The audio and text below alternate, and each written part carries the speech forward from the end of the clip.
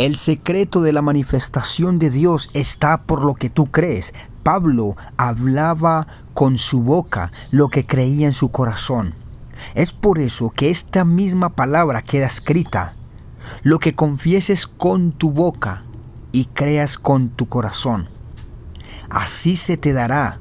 Dios se alinea con aquellos que tienen fe, con los que hablan fe, con los que creen fe, con los que confían que en medio de la nada algo poderoso puede pasar. ¿Por qué? Porque si tú le crees al Dios que cambia toda circunstancia y que en medio de una crisis puede hacer un milagro, en medio de una enfermedad terminal, y aun cuando los médicos dan un diagnóstico de que ya no hay nada que hacer, ahí se mueve el poder de Dios en aquellos que creen que de ahí algo puede pasar.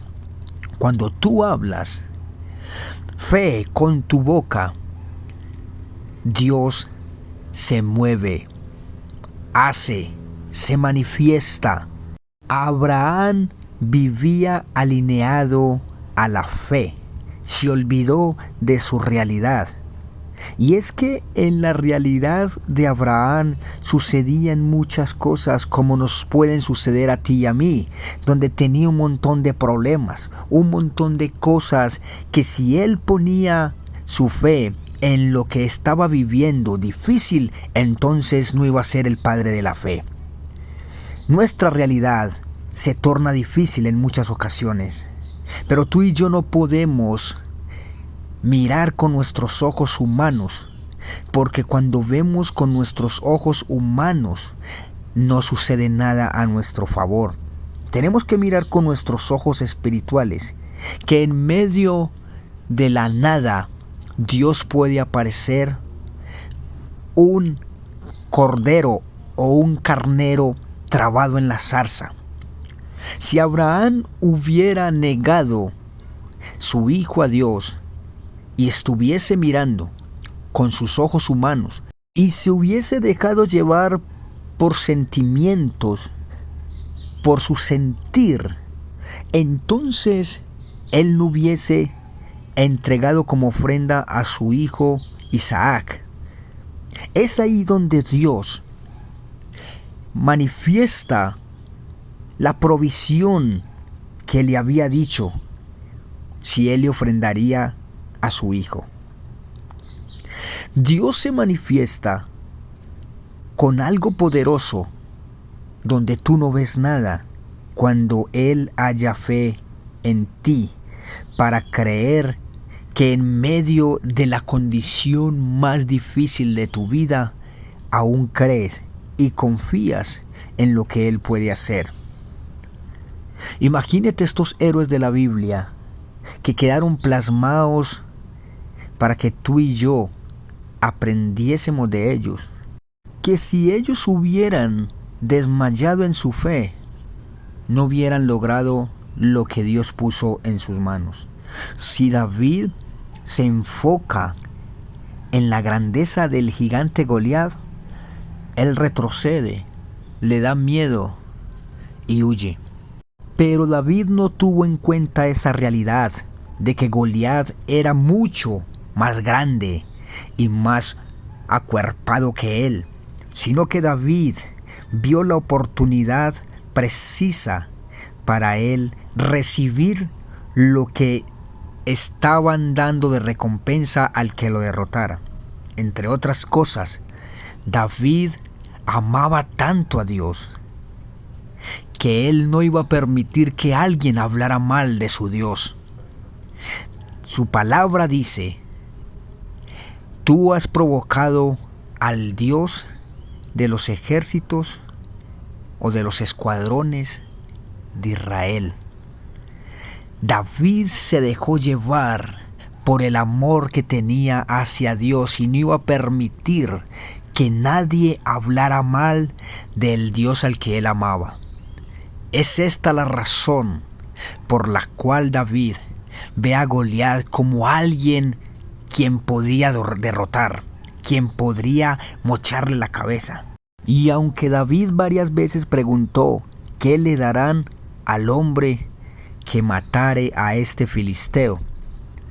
David lo hizo fue por amor. El mayor deseo de David derrotar a este gigante llamado Goliat fue movido por amor, por el amor que le tenía al Dios de los escuadrones de Israel, al Dios que escuchaba hablar de él, que hacía milagros, que era poderoso, que se aparecía en medio del desierto, a ese Dios que cambiaba cualquier circunstancia. Entonces, su fe por un Dios del que había escuchado hablar, mas no lo había visto ni había escuchado, a lo mejor todavía su voz, la voz del Dios Todopoderoso, fue lo que impactó a Dios, la fe de él para derrotar a ese gigante. A Dios no lo impacta que tú pelees por él, que tú tengas contienda con otra persona por defenderlo a él. Es que a Dios no le gusta, a Dios no le interesa que alguien lo defienda, porque él se defiende solo. Él es Dios todopoderoso y soberano.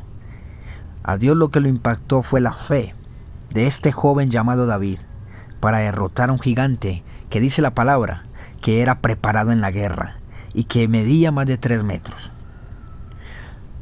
A Dios le impactó que Abraham no negara lo que más amaba, su hijo, su único, dice la palabra, su único.